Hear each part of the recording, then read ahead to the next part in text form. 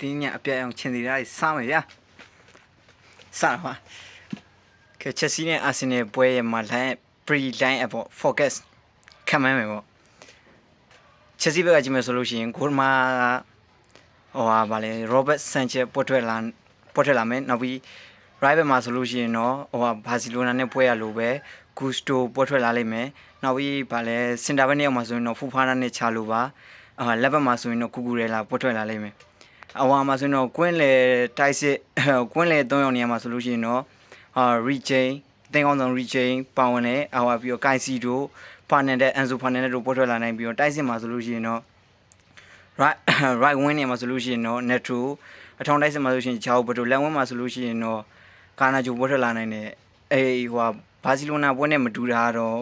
ဟိုဗာလေ ST ဘောင်းဟိုဘာကာနဲ့ပွဲမှာဒဏ်ရာနဲ့ငယ်ရရှိသွားတဲ့ပါဝင်လာဖို့ကတိတ်ပြီးမသေးကြဘူးအဲကြောင့်မလို့ Neto က right wing မှာဆော့ပြီးတော့Joao Pedro အထောင်လာလိမ့်မယ်ကိုပါမှာတော့ injury ပြဿနာဟာပြန်ကောင်းပြီလို့တော့ကြားတယ်ဒါပေမဲ့ပါလာဖို့မပါလာဖို့ကပါလာမယ်ဆိုရင်တော့မှပဲအရန်ခွန်ကနေမှလူစားဝင်ပြီးကစားတာဖြစ်နိုင်ပါတယ်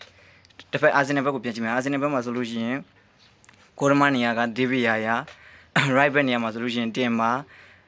ကွင်းဟိုပါလဲစင်တာဘက်နှစ်ယောက်အထိုင်မှာဆိုလို့ရှိရင်တော့ပြောကြစီလိုက်ဂါဘရီယယ်မပါနိုင်တဲ့အတွက်ဆလီဘာနဲ့မော်စကွေရာနဲ့တွဲမလားဒါမှမဟုတ်ရင်လဲဆလီဘာနဲ့ပီယာရိုဟင်ဂက်ပီနဲ့ပဲတွဲမလား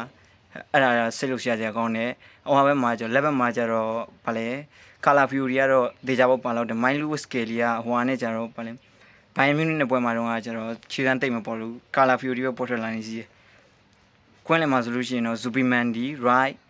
မာတင်အူရီကတော့မပါလောက်သေးဘူးeasy ကဖောင်ကောင်းနေရဆို easy ပဲပါလိမ့်မယ်တိုက်စစ်နေမှာဆိုရင်တော့ ရောကွက်ကပါမလို့တော့သင်ကြတယ်ဒါပေမဲ့ main တို့ထောင်ဆော့ပြီးတော့ right wing နေရာမှာက Bukayo Saka နဲ့ left wing နေရာမှာကတော့ Trossard ကဒဏ်ရာရနေတဲ့အတွက်